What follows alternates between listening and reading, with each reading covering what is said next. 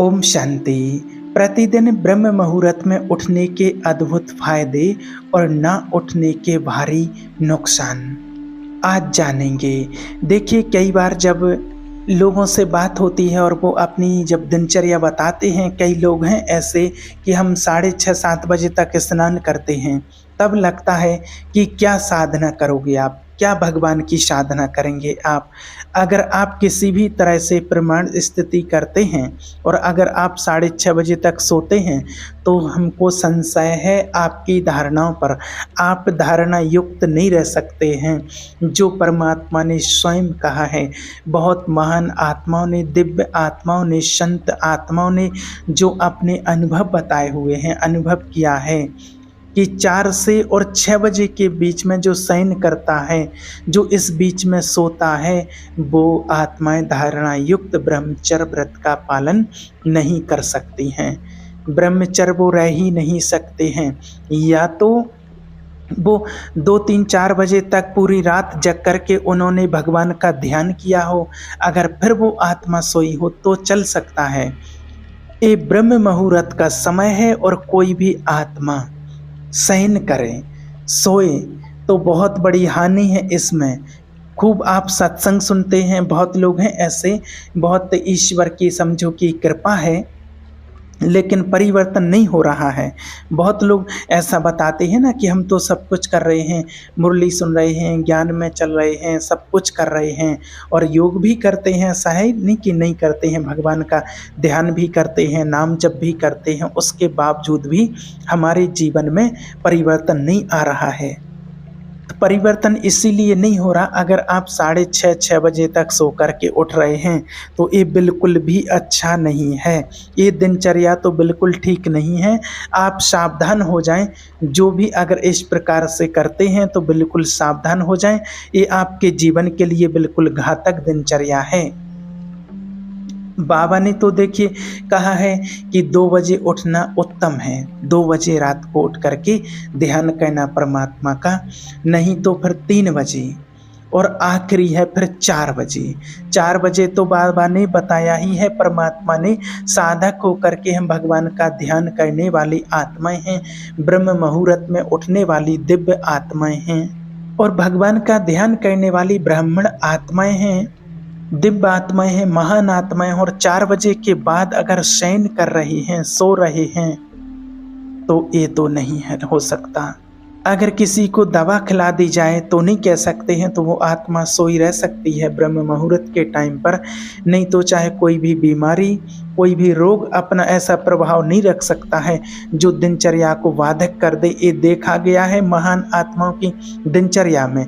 ये कोई प्रवचन नहीं आपको बता रहे हैं, प्रैक्टिकल जीवन में देखा गया है।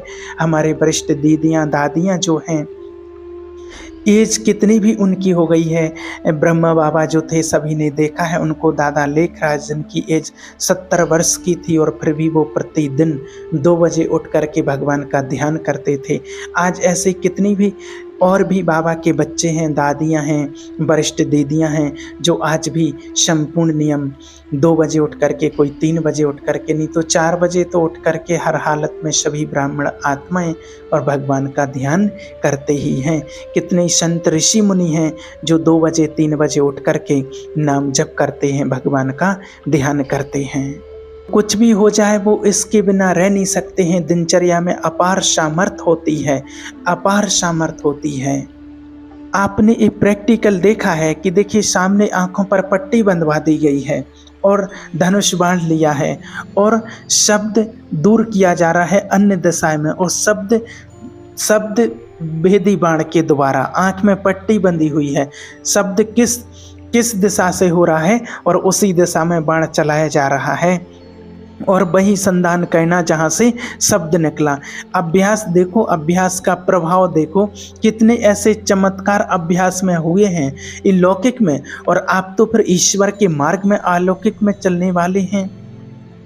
और आपका अभ्यास और आप उठें और फिर सो गए, तो इसका क्या मतलब? आपकी दिनचर्या क्या है? फिर आप ईश्वर ईश्वर के मार्ग में चल रहे हैं। आप कोई प्रपंची नहीं है, कोई प्रपंच करने वाली नहीं है। अपने अहम का त्याग करके और ईश्वर के मार्ग में चलने वाले आप पथिक हैं, महान आत्माएं, देव आत्माएं हैं। इसलिए आप सभी से प्रार्थनाएं हैं कि जो कुछ भी आज तक हुआ वो हुआ, लेकिन अभी भी जो भी हो गया है, बाबा ने कहा, स्वयं परमात्मा ने कहा कि बेटी को बिंदी लगाओ और आगे के लिए पुरुषार्थ करो। आज से ही अपनी अच्छी दिनचर्या निमित्त बनाओ। जो आपकी पूर्व की दिनचर्या ठीक है तो उसको लिखो, नहीं तो सुधार करके अपने जीवन में और स्वयं आप शिव बाबा के सामने वो दिनचर्या रखो। दिखाने की ज़रूरत नहीं है। बहुत बार आपने दिखा दिया होगा, देख लिया होगा और मन रजिस्टरों में लिखा रह जाता है, चार्ट बने रह जाते हैं, लिखे रह जाते हैं कि ऐसी दिनचर्या से हम चलेंगे, ऐसा ऐसा करेंगे, 2 बजे उठेंगे, 2 बजे से 4 बजे तक ध्यान करेंगे, फिर ये करेंगे, वो करेंगे, 5 बजे तक। हो सकता है कि जिस दिन लिखा है उस दिन 2 बजे उठ जाओ, 2 दिन उठे, 4 दिन उठे और सत्य कह दिया, 2 बजे उठे हैं, लिख दिया है और ऐसे, और फिर बस 4 दिन तक उठे और फिर आपकी वही दिनचर्या में ढील पड़ गई है और फिर आप वही 6 बजे उठने लगे। इससे काम चलने वाला नहीं है। अपने आप को आप नियमावली में, नियम में बांधो अपने आप को। बिना नियम के प्रेम उत्पन्न नहीं होता है। वो प्रेम की एक दशा है जो एक नियम को लय कर देती है। नियमावली में अपने आप को बांधो। दिनचर्या आपकी सही होनी चाहिए, आपके नियम सही होने चाहिए। किसी भी व्यक्ति के जीवन को आप देखिए, जो ईश्वर के मार्ग में चलने वाली हैं, जो भगवान को अपनाने वाली आत्माएं हैं, उनको देह से संबंध नहीं रह जाता है। उनकी बात देखिए, उनकी अवस्था ही बिल्कुल अलग हो जाती है। कई लोग क्या होते हैं कि जो महान आत्माएं आगे बढ़ गई हैं अपने जीवन में, उनके आचार विचार और धारणाओं को नहीं देखते हैं, उनकी बातों को नहीं देखते हैं, उनकी आचरणों को नहीं देखते हैं। बस कहते रहते हैं कि ब्यास भरोसे जो रहे सो सोबत पांव पसार। बस कि चलते रहते हैं, ऐसे उनकी दिनचर्या चलती रहती है। बस 6 बजे उठे, 6:30 बजे उठे, स्नान किया और 7 बजे मुरली होती है, बाबा का सत्संग होता है, तो जल्दी जल्दी उठे और बस उठ करके तैयार हो करके और आ जाते हैं मुरली में कि वाह प्रभु, बस बाबा के पास आकर के बैठ जाते हैं, मुरली सुनते हैं और वाह वाह करने लगते हैं। तो ऐसे नहीं चलेगा। आप समझिए, बहुत जीवन कीमती है। आपने देखा है कितने लोगों को हमने प्रैक्टिकल में देखा है, कहीं कैंसर की बीमारी हो गई, कहीं कैंसर आदि तो ऐसी बीमारियां हो गई हैं। किसी को भी रोग दो बीमारियां कभी किसी को भी हो सकती हैं। हम कोई अमरावती खा करके थोड़ी आए हैं, अमर नहीं हैं, है ना। कोई कब किसके सामने से पर्दा हट जाए कोई भरोसा नहीं है। आपको अभी रिपोर्ट में बता दिया जाए, आपके चेकअप में आ जाए कि आपकी किडनी खराब है, फिर क्या होता है आपका। अगर डिप्रेशन में ना पहुंच जाओ तो आप बताना, ब्लड प्रेशर अपने आप उछल मारने लगेगा, क्योंकि चिंतन, आज आप स्वस्थ हो तो आप गफलत कर रहे हो और कल फिर ये पुरुषार्थ करने का आपको अवसर नहीं रहेगा, फिर पश्चाताप होगा, अवसर ही नहीं रहेगा, अनन्य चिंतन रोग का होने लगेगा। अगर आपकी ईश्वर में बुद्धि नहीं लगी है, फिर आप समझो कि मृत्यु कोई खिलवाड़ नहीं है और मृत्यु का संदेश सुनकर के अच्छे अच्छे लोगों की ज़मीन खिसक जाती है, होश खराब हो जाते हैं। कैंसर जैसी बीमारी, अब क्या करें, न रात में नींद न दिन में चैन, अनंत चिंतन उसी का। अब क्या करें, घबराहट, थोड़ी थोड़ी देर में चिंतन चलता रहता, अब मरना है। जो फिर मकान, दुकान, पत्नी, पुत्र, पुत्री, सामान, ये सब वो सब काटने के लिए दौड़ता है कि ये सब छूट जाएगा। फिर ध्यान तो बिल्कुल होता ही नहीं, भगवान का ध्यान, मेडिटेशन तो होता ही नहीं, वो कोई साधारण वस्तु नहीं है। इसलिए कि जब तक बुढ़ापा दूर है, जब तक कोई बीमारियां नहीं आई हैं, जब तक आपके शरीर में कोई भी रोग नहीं है, होगा तो रोग तो कभी भी किसी को हो सकता है। ऐसा नहीं है कि कोई लिखवा के नहीं लाए, कोई पता नहीं है, किसी को कुछ भी हो सकता है, कोई भरोसा नहीं है। जब ऐसे रामकृष्ण परमहंस जी, ऐसे महान दिव्य आत्माएं, उनको कैंसर हो सकता है, और भी कितनी ऐसी महान हस्तियां हुई हैं जिनको बीमारियां हुई हैं, तो अपन लोग तो सब कहाँ बच सकते हैं। अधिकारी हैं इन दंडों के, जब इतनी महान हस्तियों के शरीर में ऐसी ऐसी रोग दुख व्याधियां हो सकती हैं, तो अपने लोगों का तो पूरा रजिस्टर रखा हुआ है, इसलिए सावधान हो जाइए। बिल्कुल भी गफलत मत कीजिए, बहुत बढ़िया अवसर आपको मिला हुआ है अभी। ईश्वर का आश्रय और निरंतर परमात्मा का ध्यान, बिल्कुल एक खुली दो बातें हैं, आप इनको समझ लीजिए। इनको ज़्यादा समझने की ज़रूरत नहीं है, ज़्यादा कुछ बुद्धि लगाने की ज़रूरत नहीं है। बस मन से परमात्मा का आपको ध्यान करना है और अपनी जिह्वा से किसी के लिए भी कड़वे वचन कभी नहीं बोलने हैं। बस मन से अंदर अंदर अजप्पा जाप चलता रहे, परमात्मा का ध्यान। शिव बाबा मेरा बाबा, मैं बाबा का बाबा मेरा। और जब आप ऐसा करेंगे तो रोज़ के रोज़ जब आप पोता मेल देने रात को बाबा के पास बैठते हैं, आपको हिसाब ना दिखाई दे तो फिर आप कहना, रोज़ आपको वैराग्य नज़र आने लगेगा। आपको रोज़ किसी का कोई भरोसा नहीं है, कब शरीर छूट जाए, क्या हो जाए, क्यों अपने बाहर मुक्ता में अपने समय को नष्ट कर रहे हो। शांत बैठ करके, एकांत में बैठ करके भगवान का चिंतन करते रहो, ध्यान करते रहो।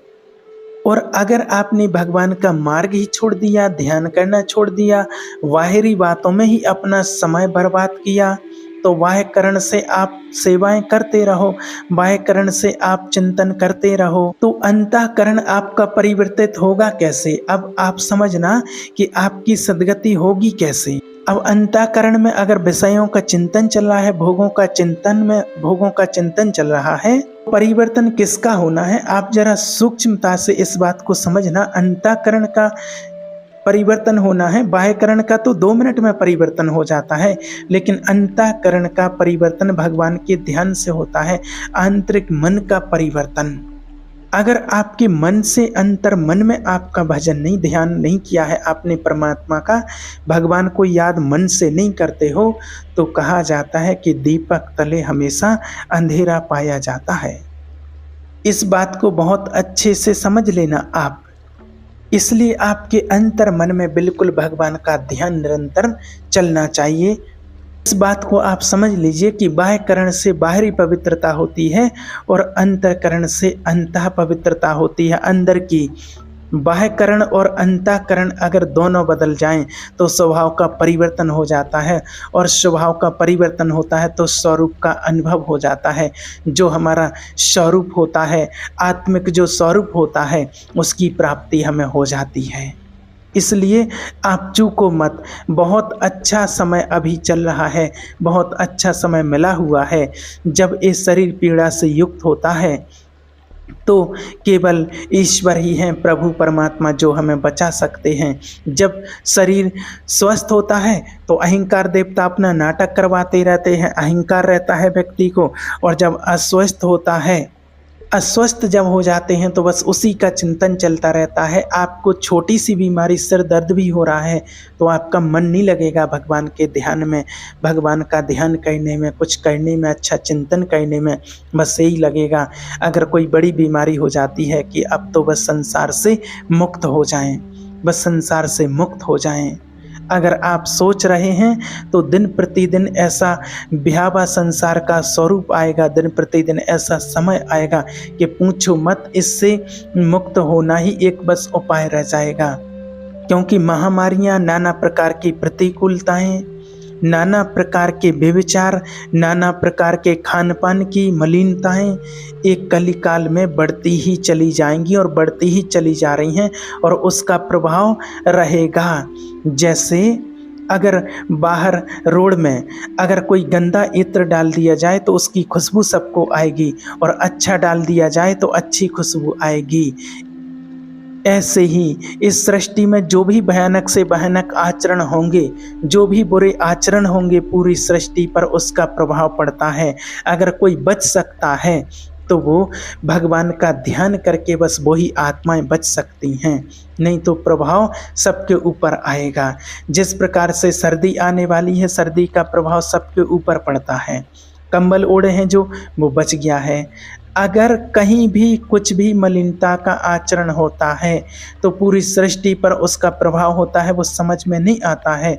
अगर कोई बच सकता है इसकी कुचाल से तो सिर्फ वो परमात्मा का ध्यान करने वाली जो साधक आत्माएं हैं, देव आत्माएं, दिव्य आत्माएं हैं, वो ही, दूसरा और कोई उपाय नहीं है। ईश्वर का ध्यान करके और उसके धाम में, परम धाम में हम चले जाएं, वहाँ स्थित हो जाएं, ईश्वर को प्राप्त कर लो, नहीं तो बहुत दुख भोगना पड़ेगा। अभी तो कह देते हैं कि जब देख लेंगे, जब जो होगा, अरे देख क्या लेंगे, होश खराब हो जाते हैं। अच्छे अच्छे लोगों को मृत्यु सुखद लगने लगती है, ऐसे ऐसे कष्ट आते हैं शरीर में, वो लगता है, कहते हैं कि अरे हमें कोई मार दो, हमें कोई जहर का इंजेक्शन दे दो, कोई जहर दे दो। ऐसे ऐसे लोगों को देखा है, वो चिल्लाते हैं कि हमें मार दो, इस दशा से तो अच्छा है कि मुझे मार दो, मरना प्रिय है। तो देखिए, मरना समाधान नहीं होगा, आपका समाधान है ईश्वर का ध्यान करना, ईश्वर का बन जाना, नाना प्रकार के क्लेशों से मुक्त हो जाएं। अभी तो देखो कितने बंधे हैं ना शरीर में, कितने बंधे हैं शरीर से। अभी देखो ज्ञान की बातें चाहे कोई कितनी भी कर ले, कितना भी ज्ञान सुना ले, सुन ले, जब शरीर की कोई रिपोर्ट आती है ना तो चेहरा एक बार मायूस हो जाता है, गिर जाता है, चाहे कोई भी हो। जब रिपोर्ट में बताया जाता है कि ये निकला है, आपको कैंसर निकला है, किडनी खराब निकली है, लीवर में प्रॉब्लम है, इसलिए देखिए अभी सावधान रहो, अभी समय है, अभी आपका शरीर स्वस्थ है, अभी आप जो चाहें वो कर सकते हैं, कुछ भी आप प्राप्ति कर सकते हैं। नहीं तो इस सुबह 6 साढ़े 6 7 बजे तक सोना ये बिल्कुल भी ठीक नहीं है। आप सो करके सोने को गंवा रहे हैं। इस सोने जैसा समय है स्वर्णिम का, इस स्वर्णिम समय है, ब्रह्म मुहूर्त का, संगम का समय है, स्वर्णिम समय है। बाबा ने कहा कि हमें तो वैसे भी, हमें तो हर समय, संगम युग का समय बहुत ही अच्छा स्वर्णिम समय है। ये तो दिनचर्या के लिए ब्रह्म मुहूर्त बताते हैं, ब्रह्म मुहूर्त के लिए बताते हैं।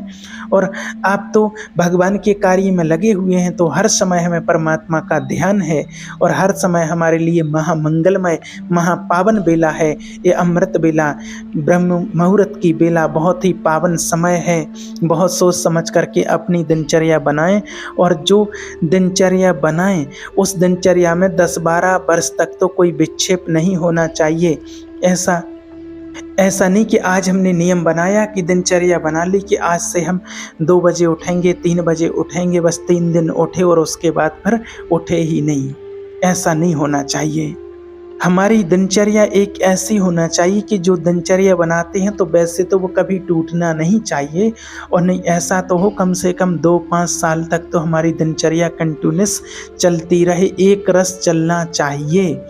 आज एक, कल वो, फिर परसों बदल गया, फिर अलग बदल गया, दिनचर्याएं रजिस्टर में रखी रह जाती हैं और हमारी दिनचर्या कुछ और ही चल रही है। ऐसा नहीं करना चाहिए। हम ईश्वर के ज्ञान में चलने वाले भगवान के बच्चे हैं, बहुत सोच समझ करके हमें दिनचर्या बनानी चाहिए।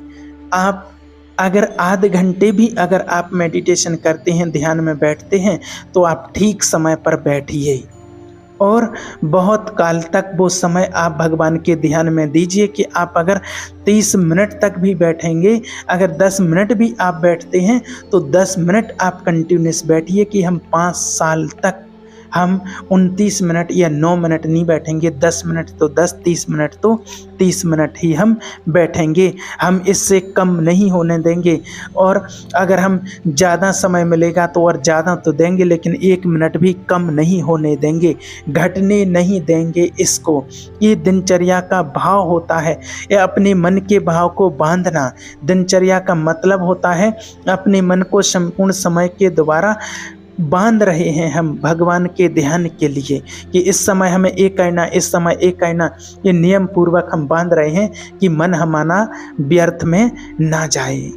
आहार विहार की भी हमारी दिनचर्या होनी चाहिए। ऐसा नहीं कि बहुत अच्छा आहार भोजन कभी मिल गया है और तो ऐसा नहीं कि हमने जो नियम लिया है उससे ज़्यादा नहीं होना चाहिए।